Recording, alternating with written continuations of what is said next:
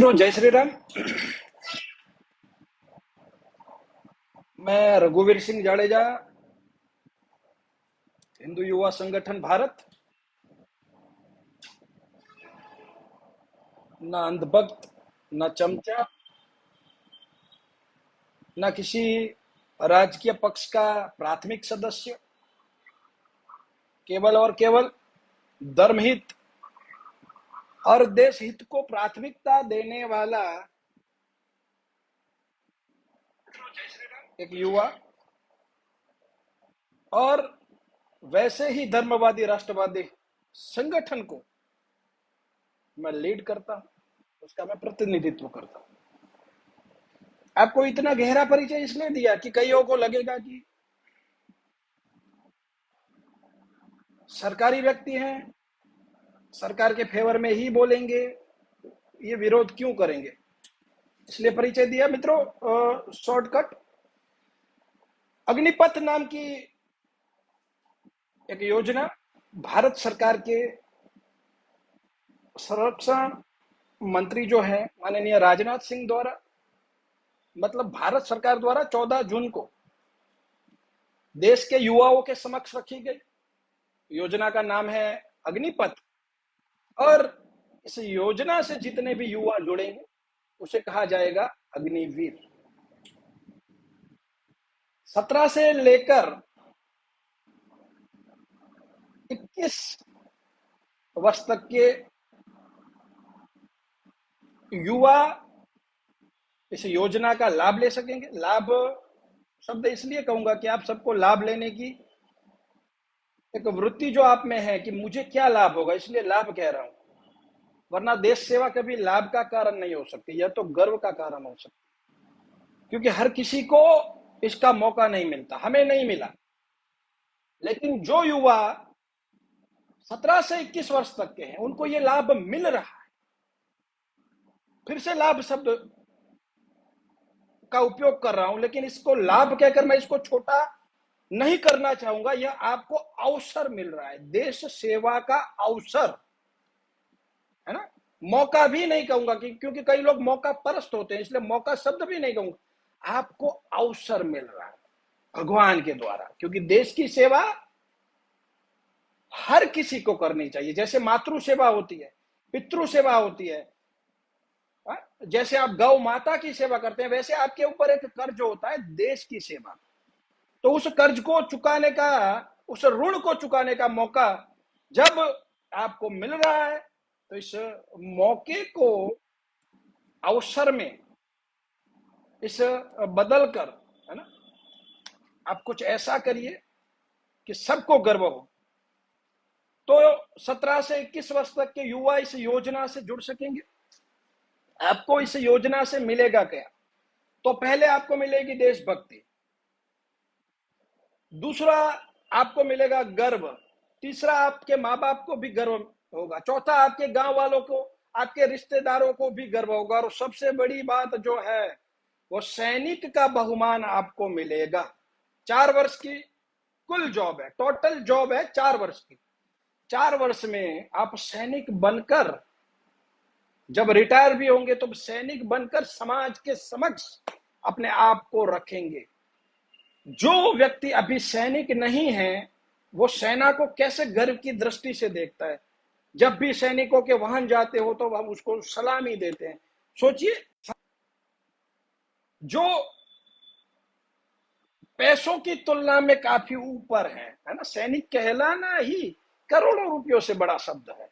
कोई मुझे सैनिक कहे, भारत भूमि का बेटा कहे, सेना का पहरेदार कहे, सोचिए मेरे लिए कितने गर्व की बात हो। आप सबके लिए भी गर्व की ही बात होगी। तो ये सब तो आपको संस्कारों में मिल रहा है, आपको गर्व मिल रहा है। गर्व पैसों से नहीं मिलता, दुकान से नहीं मिलता, गर्व सैलरी से भी नहीं मिलता। चाहे किसी प्राइवेट कंपनी में काम करने वाले का पैकेज वार्षिक करोड़ होगा, 2 करोड़ होगा, 5 करोड़ होगा, 10 करोड़ होगा, बिलियनों में होगा, लेकिन उसके पास गर्व नहीं होगा। उसके पास जो रौफ होगा कि भाई हाँ मैं सैनिक हूं, मैं भारत भूमि का सैनिक हूं, मैं भारत का रक्षक हूं, यह गर्व पैसों से या दुकान से नहीं मिलेगा। तो ये मैं अपने विचार रख रहा हूं। अब मैं आपको बताऊंगा कि आपका जीवन इन 4 वर्षों में कैसे बीतेगा। तो पहले वर्ष आपको 30,000 सैलरी मिलती है, दूसरे वर्ष आपको 33,000 मिलती है, चौथे वर्ष आपको 36,000 और तीसरे वर्ष आपको 36,000 और चौथे वर्ष आपको 40,000 सैलरी मिलती है। तो कुल आपको 11,72,000 सैलरी के रूप में मिलता है, और प्लस 5,07,000 जैसा गवर्नमेंट अपने कोष से आपको दे रही है। याद रखिए, जो सैलरी मैं बोल रहा हूं वह आपको हाथ में नहीं आएगी, कटौती के बाद जो भी रकम बचती है वही आपको हाथ में आएगी। लेकिन जब 4 वर्ष के बाद आप लोग जब रिटायर्ड हो जाएंगे, आप जब मुक्त हो जाएंगे जॉब से, तब आपको कुल धनराशि जो आपकी सैलरी से कटा है और जो आपको सरकार देगी, टोटल कुछ 11,71,000 जैसा बन रहा है। तो पहला बेनिफिट गर्व गांव वालों के लिए, माता पिता के लिए, सगे संबंधी के लिए, क्योंकि हमारा बेटा, हमारा भाई, हमारा मित्र, या जो शादी हो गई है उन बहनों के पति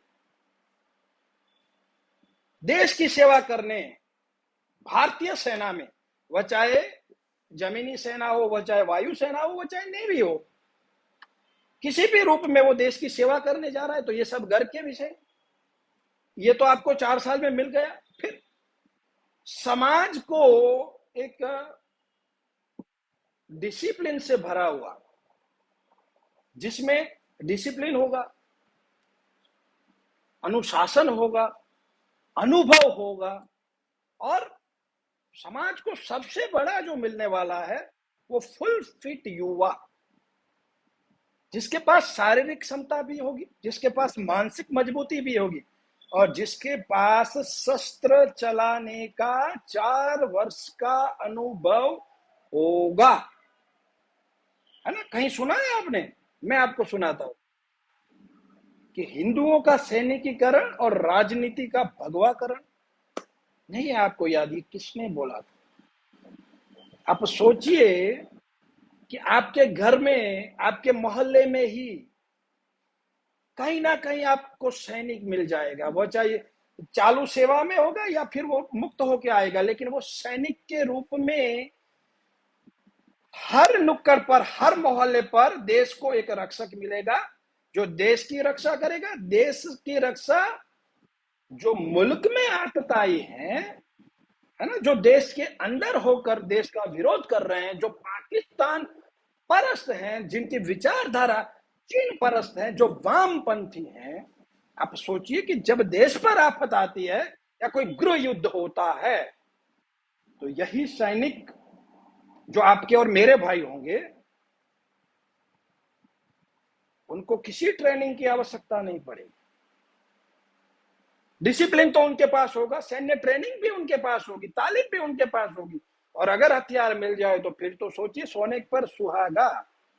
12-13 लाख की हमारी आर्मी है, और 12-13 लाख अगर यह युवा जुड़ जाए तो देश में किसकी शक्ति है कि भारत को हरा सके? क्योंकि हर घर में सैनिक पैदा करने का यह स्वप्न है, यह योजना है, जिसके तहत पहले वर्ष 46,000 युवाओं को इस योजना के तहत तीनों सेनाओं में भर्ती किया जाएगा। मैं आपको विवरण इसलिए दे रहा हूं कि कई युवा कंफ्यूज हैं कि हमें क्या मिलेगा।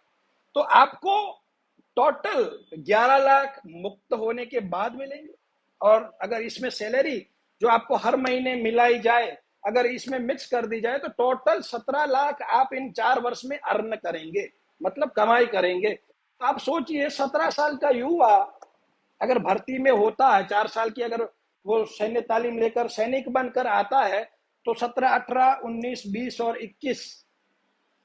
21 वर्ष में या 22 वर्ष में वो 17 लाख घर पर लेकर आ जाएगा। अब बताइए मुझे कि 21 वर्ष तक या 17 से आप भर्ती हुए और 21 वर्ष तक आपको पहले तो 17 लाख देगा कौन?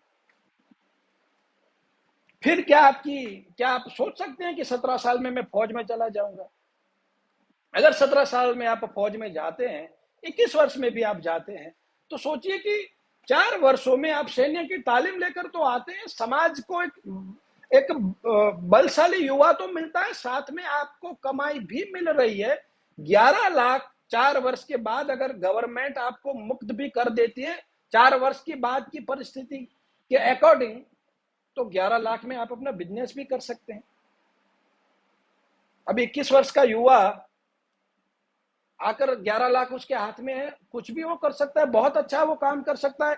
उसमें से भी 25% युवाओं को तो स्थायी नौकरियां भी दी जाएगी। आपका परफॉर्मेंस अच्छा रहा तो आपकी जो मांग है कि हमें स्थायी 4 साल नहीं, हमें देश की 20 साल सेवा करनी है, तो आगे आपको गवर्नमेंट 20 साल का मौका दे रही है, आप करिए।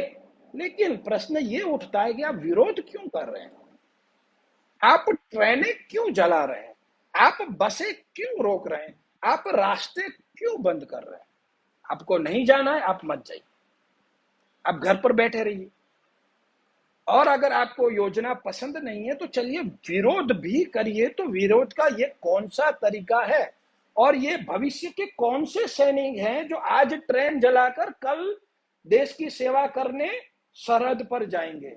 फिर तो मुझे आपकी सेवा पर भी शक है कि आज देश की संपत्ति जलाने वाला, सोचिए कि सरकार ने इस योजना को कैंसिल कर दिया, आपने मान लिया, मैंने भी मान लिया कि चलिए आपका भारी विरोध है। जैसे किसान जो कानून, कृषि कानून जो सरकार ने बनाया था उसको सरकार ने वापस खींचा, तो मैंने मान लिया कि आप और 10 राज्यों में ट्रेनें चलाएंगे तो सरकार विवश होकर यह कानून वापस ले लेगी। लेकिन मैं सरकार से यह सवाल उठाऊंगा कि आप कानून वापस तो लेंगे, लेकिन क्या इन युवाओं के लिए कानून वापस लिया जाएगा जो आज देश की ट्रेनें जला रहे हैं, देश की संपत्ति जला रहे हैं?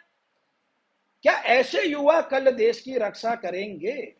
मुझे भरोसा नहीं है, सरकार को हो सकता है, क्योंकि देश की संपत्ति का नष्ट करने वाला युवा, कोई भी नागरिक कभी देशभक्त हो नहीं सकता। तो समझिए कि विरोध करने वाले युवा, बिल्कुल विरोध मैं भी करता हूं सरकार का, मैं भी धरना प्रदर्शन करता हूं, लेकिन मैंने कभी संपत्ति नहीं जलाई, मैंने कभी संपत्ति का नुकसान नहीं किया। आपका भी लोकतांत्रिक अधिकार है, विरोध करिए, धरना दीजिए, हजारों की नहीं लाखों की संख्या में सड़कों पर उतरिए, लेकिन संपत्ति को जलाकर आप कौन से सैनिक हैं? आप क्या प्रूफ करना चाहते हैं कि आप ऐसे कैसे देशभक्त हैं कि आपको जबरदस्ती देशभक्ति करनी है ट्रेनें जलाकर? तो आप कभी देशभक्त नहीं है। जितने भी युवा सड़कें, ट्रेनें जलाकर, बसें जलाकर विरोध कर रहे हैं, यह कभी सैनिक नहीं बन सकते, ना इनको बनाना चाहिए। आपकी मानसिकता सैनिक बनने की नहीं है, आपकी मानसिकता कश्मीरी पत्थरबाजों की है, मैं यह क्लियर कह रहा हूं। तो जो योजना सरकार ने लागू की है कि भाई 17 साल का युवा 21-22 साल का होकर आएगा, या 21 साल में भी अगर आपकी भर्ती होती है तो भी 26 साल में जब आप वापस आते हैं तो एक प्रशिक्षित युवा देश को मिलेगा, और मुक्त होने के बाद भी आपके पास कितने चांस हैं। अब देखिए, सिक्योरिटी जो कंपनियां होती हैं, आज भारत का विकास हो रहा है, भारत में बाहर का भी निवेश हो रहा है, बड़ी बड़ी इंडस्ट्रीज भी आ रही है, तो वहां पर उन इंडस्ट्रीज की जो सुरक्षा का काम है वह ये युवा कर सकेंगे। तालीमबद्ध युवा है, आप एजेंसी भी ले सकते हैं, और आप खुद एक गार्ड के तौर पर ऐसी कंपनियों को अपनी सेवा देकर अच्छे से अच्छी सैलरी प्राप्त कर सकते हैं। यह आपके पास एक ऑप्शन है। दूसरा ऑप्शन सरकार ने यह भी आपके समक्ष रखा कि कुछ राज्यों की पुलिसों में भी आप जा सकते हैं, जैसे सीआरपीएफ है, एसआरपी है, जो पुलिस बल है, सशस्त्र पुलिस बल, उसमें भी आपको सरकार जॉब दे सकती है। अब कुछ लोग ये कह रहे हैं कि 10वीं पास हूं मैं, क्योंकि इसमें ऐसा प्रावधान है कि 10वीं से 12वीं तक के युवा भी इसमें जा सकते हैं। भाई 10वीं, मैं अभी 17 साल का हूं और मुझे 2 साल 12वीं तक मुझे करना है, तो मेरे तो ये 2 साल फेल हो जाएंगे। तो सरकार ने यहाँ यह प्रावधान रखा है कि आप 10वीं पास करके अगर सेना में भर्ती होते हैं तो सरकार आपको 12वीं का सर्टिफिकेट देगी, मतलब आपके 2 साल खराब नहीं हो रहे, और जो 12वीं पास करके जा रहे हैं उनको सरकार ग्रेजुएशन तक की पढ़ाई का मौका दे रही है। मतलब सरकार आपको दामाद बनाकर फौज में भेज रही है, वरना देश की सेवा के लिए हमारे यहाँ तो यह प्रथा थी। आज सरकार आपको सारी फैसिलिटी दे रही है, लेकिन जब इस देश पर हमारा राज था, जब राजतंत्र था, तब हमारे गांव में यह प्रथा थी कि देश, गांव या आपके जिले या आपके देश पर कोई आफत आ रही है, तो वहां राजा तब लाउड स्पीकरों की सिस्टम नहीं थी कि लाउड पर अनाउंस कर दिया, या तब व्हाट्सएप भी नहीं था कि भाई आज राजनाथ सिंह जी ने जैसे प्रेस कॉन्फ्रेंस दे कर दी तो हम सब तक यह बात पहुंच गई। लेकिन उस समय ये नहीं था, उस समय ढोल बजे थे, किसी का नाम लेकर नहीं बुलाया जाता था कि रघुवीर सिंह जी आइए सज्ज होकर बताइएगा आपको क्या खाने में चाहिएगा, आपको क्या पीने के लिए चाहिएगा, आपको कितनी पेंशन देगी, अगर युद्ध 15 दिन चला तो आपके बच्चों को कौन खाना देगा, आपकी माता पिता को कौन खाना देगा। ऐसी कोई शर्तें होती नहीं, ढोल बजता था ना, तो माता पुत्र को तिलक लगाकर भेजती थी, पत्नी पति को तिलक लगाकर भेजती थी, बहन भाई को, बेटी पिता को।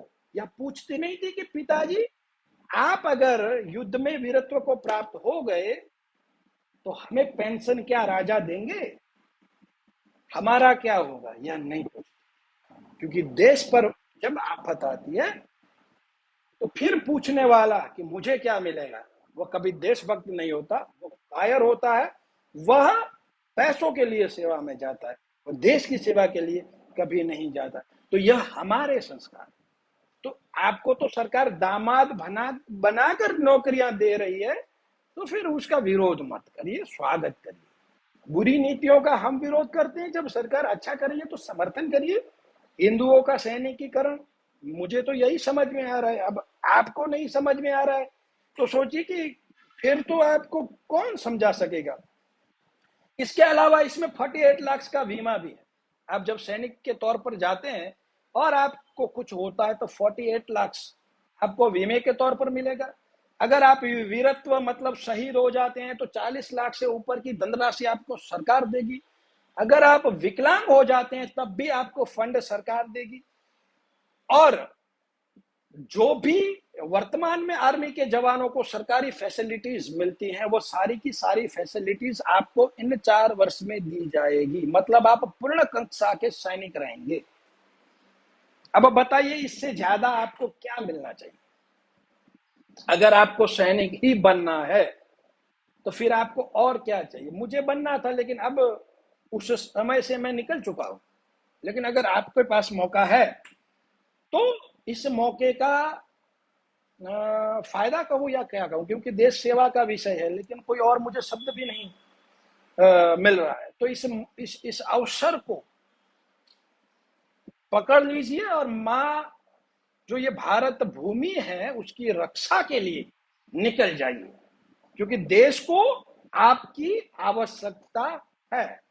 हर घर में सैनिक जब होगा तभी देश की सुरक्षा होगी, क्योंकि बॉर्डर पर सैनिक रहेंगे, लेकिन देश में जब गृह युद्ध जैसी परिस्थिति हो तो देश में नहीं, हर घर में जब एक सैनिक रहेगा तो भारत भूमि की ओर या भारत को तोड़ने की ओर मंशा रखने वाले या कुदृष्टि से, खराब दृष्टि से देखने वाले भारत भूमि की उन लोगों की कभी अपेक्षाएं, उनकी महत्वाकांक्षाएं कभी पूरी नहीं होगी। यह इस योजना का मैं कह सकता हूं कि हार्द है, हृदय है।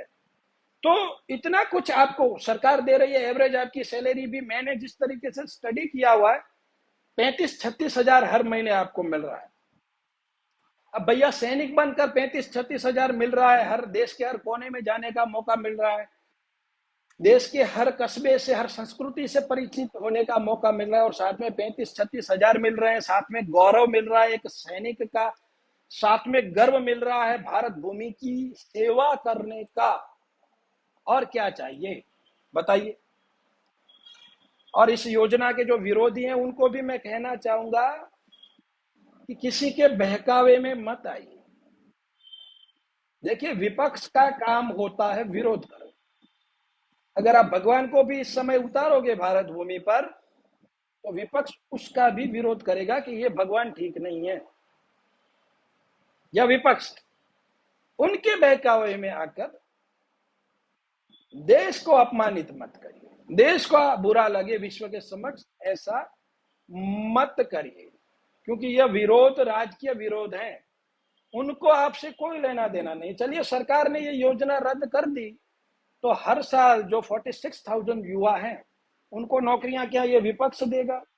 वो तो आपको झंडे पकड़ाने के लिए रखा है, वो अपने स्टिकर आपसे प्रचार करवाएंगे, उनको आपसे क्या लेना देना है? ये तो विपक्ष है, इसका तो काम ही है विरोध करना। हम युवा हैं, युवा कभी ऐसा नहीं हो सकता, क्योंकि युवा युग होता है, उसके साथ युग चलता है, युग होता है। जैसे हम युग पुरुष कहते हैं, हम विवेकानंद को युग पुरुष कहते हैं, है ना? क्योंकि विवेकानंद एक थे, लेकिन उसके साथ उनकी जो काम था वो युगों तक लोग याद रखेंगे। जैसे हमारे क्रांतिकारी थे, उनको हम युग पुरुष कहते हैं।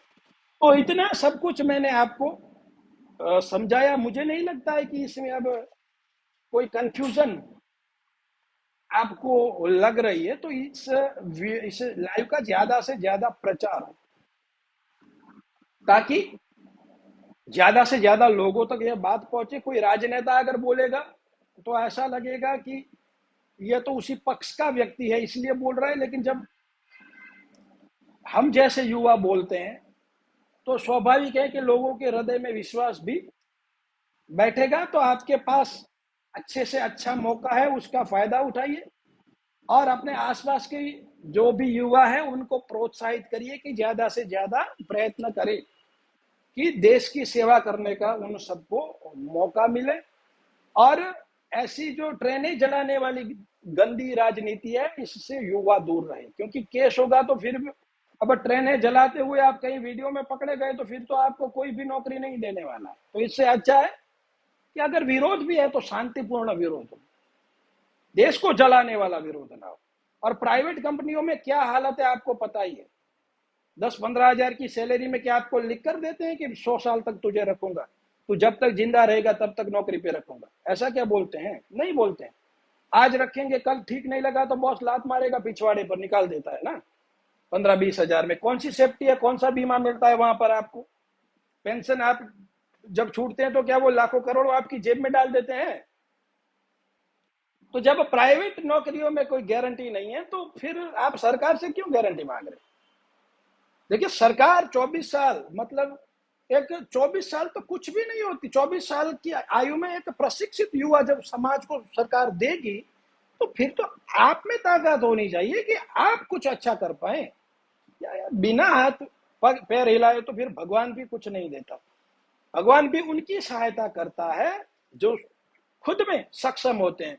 बाकी निर्मालयों की, मतलब असक्षम व्यक्तियों की या कायरों की सहायता तो भगवान भी नहीं करता, तो सरकार कैसे करेगी?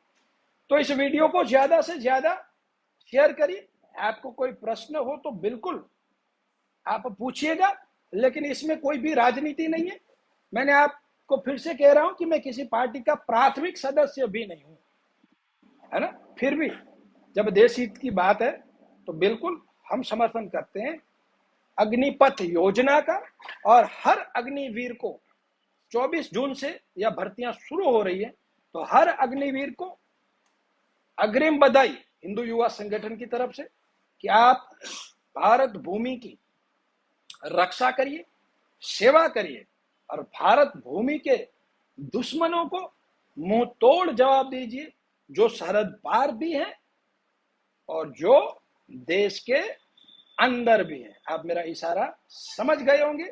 4 साल के बाद कुछ अच्छा करेंगे देश धर्म के लिए, जिससे देश और उन्नत होगा और मजबूत होगा और भारत भूमि का गौरव पूरे विश्व में फैलेगा और भारत फिर से सशस्त्र, शक्तिशाली, गौरवशाली देश बनेगा।